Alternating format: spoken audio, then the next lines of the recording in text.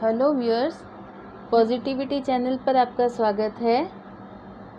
आज की वीडियो में हम हिंदी टाइपिंग सीखने की श्रृंखला में 7th चैप्टर करेंगे। ये इस श्रृंखला का आखिरी वीडियो होगा। इसके साथ ही हमारा कीबोर्ड भी पूरा हो जाएगा और हिंदी टाइपिंग सीखने की हमारी श्रृंखला भी पूर्णता को प्राप्त कर लेगी।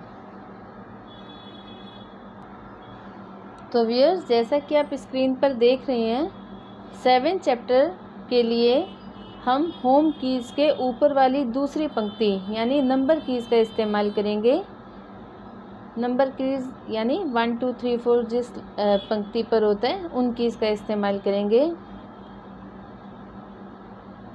इसमें लिटिल फिंगर 1 को लेफ़्ट हैंड में बाएं हाथ में, लिटिल फिंगर 1 को, सेकंड फिंगर यानी कि रिंग फिंगर 2 को, थर्ड यानी कि मिडल फिंगर 3 को, इंडेक्स फिंगर यानी कि फोर्थ फिंगर जो है हमारी वो 4 और 5 को कवर करेगी। राइट हैंड में टाइपिंग के लिए आप जो है फर्स्ट फिंगर यानी कि लिटिल फिंगर से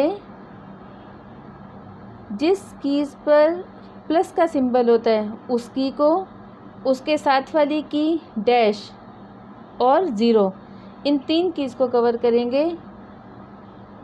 सेकंड फिंगर से यानी कि रिंग फिंगर से 9 को, थर्ड फिंगर यानी कि मिडिल फिंगर से 8 को और फोर्थ फिंगर यानी कि इंडेक्स फिंगर से 7 और 6 को कवर करेंगे। इन कीज़ का बहुत ज़्यादा इस्तेमाल नहीं होता, तो आप अपनी सुविधा के लिए यदि आपको लगता है तो आप थोड़ा सा फेरबदल अपनी उंगलियों के हिसाब से कर सकते हैं। आप चाहें तो अपनी सुविधा के अनुसार, यदि आपको लगता है कि लिटिल फिंगर इतनी दूर तक नहीं जा रही, तो किसी और की फिंगर का इस्तेमाल भी कर सकते हैं। तो व्यूअर्स, टाइपिंग शुरू करने के लिए अपनी फिंगर्स को होम कीज़ पर पोजीशन करें। 7th चैप्टर के लिए जैसे हमने आपको बताया नंबर कीज़ का इस्तेमाल करेंगे।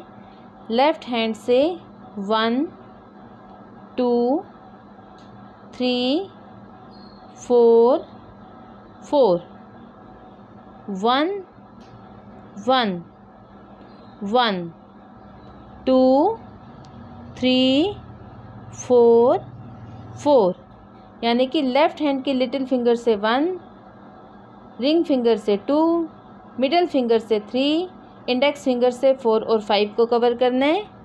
राइट हैंड की लिटिल फिंगर से प्लस को, डैश को और ज़ीरो को, सेकंड फिंगर यानी कि रिंग फिंगर से 9 को, थर्ड मिडिल फिंगर से 8 को और फोर्थ फिंगर यानी कि इंडेक्स फिंगर से 7 और 6 को कवर करते हुए टाइपिंग करेंगे। तो व्यूअर्स, जैसा कि आप देख रहे हैं, हमने चैप्टर 7 के प्रैक्टिस के लिए टेक्स्ट डॉक्यूमेंट ओपन कर लिया है और इंस्क्रिप्ट कीबोर्ड को भी सेलेक्ट कर लिया है। अब नंबर कीज़ में विदाउट शिफ्ट जो नंबर अवेलेबल होते हैं, जो विजिबल होते हैं कीज़ के ऊपर, वही आते हैं। जैसा कि आप देख रहे हैं 1 2 3 4 5 6 7 8 9 0 डैश। जहाँ पर प्लस का सिंबल होता है हिंदी कीबोर्ड में, वहाँ पर ये री की मात्रा है, ये आती है। बस इतना ही फ़र्क है इंग्लिश और हिंदी के कीबोर्ड में। ये जो गिनती आपको नज़र आ रही है, ये देवनागरी की गिनती है। देवनागरी लिपि में इस गिनती का इस्तेमाल होता है। कुछ ऑपरेटिंग सिस्टम्स में तो जब हम हिंदी का कीबोर्ड सेलेक्ट कर लेते हैं तो देवनागरी की गिनती शो होती है, लेकिन कुछ कीबोर्ड्स में जो भारतीय अंकों का अंतर्राष्ट्रीय स्वरूप है, यानी कि 1 2 3 4 5 6 7 8 9 0, ये वाले नंबर सॉरी, यही नज़र आते हैं। तो जब हम ऑफिशियल वर्क करते हैं तो हमें कोई भी न्यूमेरिक वर्क करने के लिए जिसमें नंबर्स का इस्तेमाल करना होता हो, जैसे कोई डेट डालनी है या हमें टाइम डालना है या हमें कहीं पर कोई अमाउंट लिखना है तो हमें देवनागरी स्क्रिप्ट की गिनती का इस्तेमाल नहीं करना चाहिए, यानी कि इन नंबर्स का इस्तेमाल नहीं करना। हमें जो है जो हमारा भारतीय अंकों का इंटरनेशनल रूप होता है, ये वाला 1 2 3 4 5 6 7 8 9 0, हमें इन्हीं नंबर्स का इस्तेमाल करना होता है। आई डोंट नो ये 0 क्यों नहीं आ रहा ठीक से, एक बार इंग्लिश कीबोर्ड को देख लेते हैं। 1 2 3 4 5 6 7 8 9 0 ऐसे ही आ रहा है इसमें। ओके, तो हमें जो है ऑफिशियल वर्क में भारतीय अंकों के अंतर्राष्ट्रीय स्वरूप का इस्तेमाल करना है, यानी कि इस गिनती का इस्तेमाल करना है जहाँ भी हम कभी कोई डेट डाल रहे हैं, टाइम डाल रहे हैं या कोई अमाउंट लिख रहे हैं। अब हम आते हैं अपने 7 चैप्टर पर। जैसे कि मैंने आपको बताया, विदाउट शिफ्ट जब हम नंबर कीज़ का इस्तेमाल करेंगे तो ये नंबर ही दिखाई देंगे। प्लस की जगह री की मात्रा आएगी, डैश की जगह डैश ही आएगा। तो विदाउट शिफ्ट आपको कुछ याद रखने की ज़रूरत नहीं है, सिर्फ इतना याद रखिएगा कि प्लस की जगह री की मात्रा आती है, ये री की मात्रा है। और जब हम इन्हीं कीज़ को शिफ्ट के साथ प्रेस करेंगे तो 1 की जगह आता है ए के साथ अर्धचंद्र, 2 पर आता है ये अर्धचंद्र आपको दे दिया गया, या आप किसी भी कैरेक्टर के साथ लगा सकते हैं, ल के साथ, प के साथ, क के साथ, किसी भी के साथ। ये जो इस्तेमाल है, जब हम 3 को शिफ्ट के साथ प्रेस करते हैं तो इसको कहते हैं रकार। इसका इस्तेमाल हम कैसे करते हैं, किसी भी व्यंजन को आधा करके जब र का इस्तेमाल होता है, जैसे हम प्रकार लिखते हैं तो हम प को आधा करके र लिखते हैं, प्र। जैसे हम लिखते हैं अग्र, अ ग, ग को आधा करके र अग्र, ये होता है रकार, जिसमें व्यंजन को आधा करके फिर र का इस्तेमाल होता है। तो ये रकार की मात्रा है, मतलब जिसमें र पैरों में आ रहा है।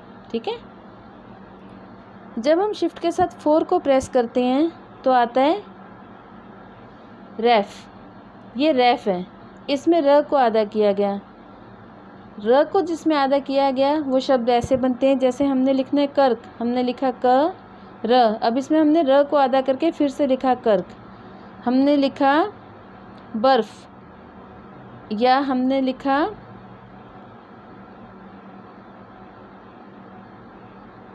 चलिए बर्फ ही लिखते हैं, ब र, र को आधा करके फ, बर्फ, इस प्रकार से। तो ये होता है रकार, जिसमें र की मात्रा पैरों में दिखाई देती है, और ये होता है रैफ, जिसमें अगले व्यंजन के ऊपर आती है। तो 4 को जब हम शिफ्ट के साथ प्रेस करते हैं तो आता है रैफ।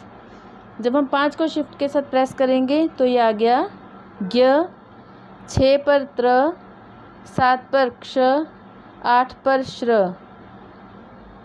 व्यूअर्स, ये व्यंजन हमने बनाए थे। ज्ञ को बनाने के लिए हमने ज को आधा करके य प्रेस किया था। त्र को बनाने के लिए ये संयुक्त अक्षर हैं। त्र को बनाने के लिए हमने त को आधा करके र लिखा था। क्ष को बनाने के लिए हमने क को आधा करके षटकोण वाला श, और श्र को बनाने के लिए हमने शलगम वाले श को आधा करके र लिखा था। तो इन संयुक्त अक्षर का इस्तेमाल आप ऊपर से भी कर सकते हैं, मतलब नंबर कीज़ को शिफ्ट के साथ प्रेस करके भी कर सकते हैं, और आप कीबोर्ड पर जो नीचे की 3 रोज़ हैं उससे भी, मतलब होम कीज़ के ऊपर वाली रो और नीचे वाली रो, इनसे भी बना सकते हैं।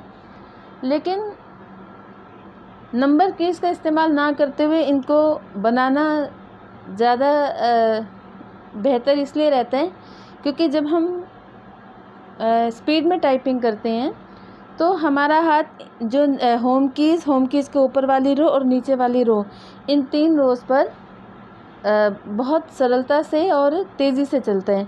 नंबर कीज़ पर करने में हमारी स्पीड थोड़ी सी डिस्टर्ब होती है, लेकिन आपको जैसे कंफर्टेबल हो, यदि आपको अब बनाने का तरीका भी आता है और ये भी पता चल चुका है कि नंबर कीज़ पर भी होते हैं, तो आप अपनी सुविधा के अनुसार इसका इस्तेमाल कर सकते हैं।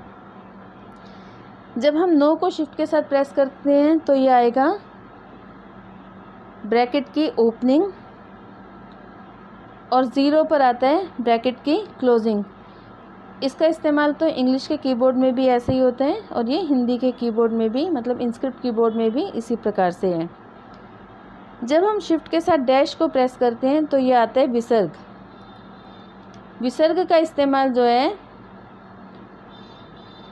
जो शब्द संस्कृत से आए हैं उनमें होता है, जैसे कि हिंदी में हम अधिकतर लिखते हैं अतः, तो अतः लिख के ये विसर्ग लगाएंगे, मतलब शिफ्ट के साथ डैश को प्रेस करेंगे नंबर कीज़ में से, तो ये विसर्ग आ जाएगा। जैसे हम लिखते हैं पुनः, पुनः और फिर विसर्ग पुनः, शनय शनय, शनय विसर्ग, शनय विसर्ग, शनय शनय। इस प्रकार से हम विसर्ग का इस्तेमाल करते हैं। जब हम शिफ्ट के साथ प्लस की को प्रेस करते हैं तो ये आता है री। री आपको कीबोर्ड में और कहीं भी नहीं मिलेगा। री किन शब्दों में इस्तेमाल होगा, जैसे हमने लिखना है ऋषि, तो आप शिफ्ट के साथ प्लस को प्रेस करेंगे और षटकोण वाले श और ई की मात्रा ऋषि। जैसे आपने लिखना है ऋतु, री तु, ऋतु, तो इस प्रकार से आप री का इस्तेमाल करेंगे।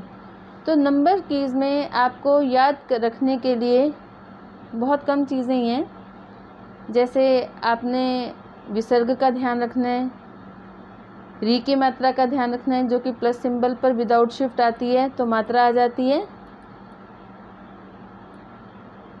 और शिफ्ट के साथ री आते हैं। जैसे आपने लिखना है कृष्णा, तो आप लिखेंगे क, फिर विदाउट शिफ्ट प्लस को प्रेस करेंगे तो री की मात्रा आ गई, षटकोण वाले श को आधा करके णा, कृष्णा। जैसे आपने लिखना है कृषि, तो आपने लिखा क, री की मात्रा लगाने के लिए प्लस को प्रेस कीजिए और फिर षटकोण वाला श और छोटी ई की मात्रा कृषि। आपने लिखना है पृष्ठांकन, आप लिखेंगे प, फिर री की मात्रा, श को आधा करके ठ, आ की मात्रा, बिंदी, क और न, पृष्ठांकन। इस प्रकार से तो सृष्टि, मृत्यु, गृहिणी, प्रवृत्तियाँ, ये इस चैप्टर में जितने भी शब्द दिए हुए हैं इस प्रकार के, इसमें आप री की मात्रा का इस्तेमाल करेंगे।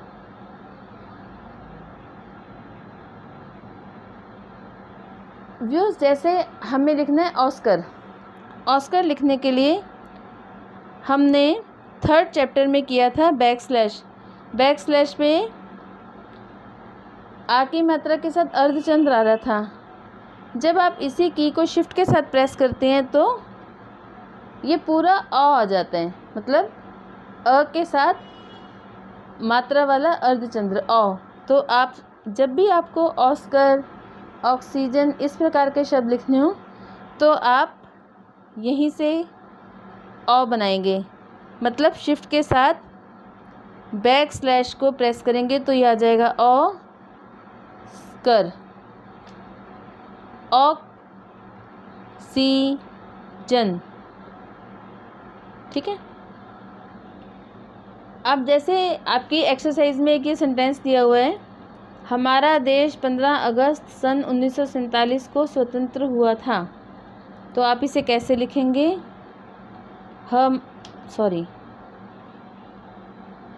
हमारा देश सन, न के बाद हल चिन्ह जिससे हम आधा करते हैं, सन। अब 1947 लिखने के लिए इन्हीं कीज का इस्तेमाल करेंगे। सन 1947 को में स्वतंत्र हुआ था पूर्ण विराम। सेंटेंस ख़त्म होते ही पूर्ण विराम का इस्तेमाल होता है। आप पूर्ण विराम को स्पेस देकर नहीं लगाएंगे, जहाँ पर सेंटेंस ख़त्म हो रहा है वहीं पे पूर्ण विराम लगेगा। ठीक है।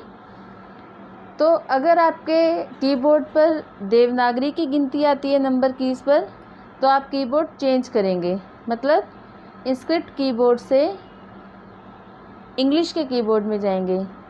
इसी तरीके से ये जितने भी विराम चिन्ह हैं, जैसे इन्वर्टेड कोमा है, देखिए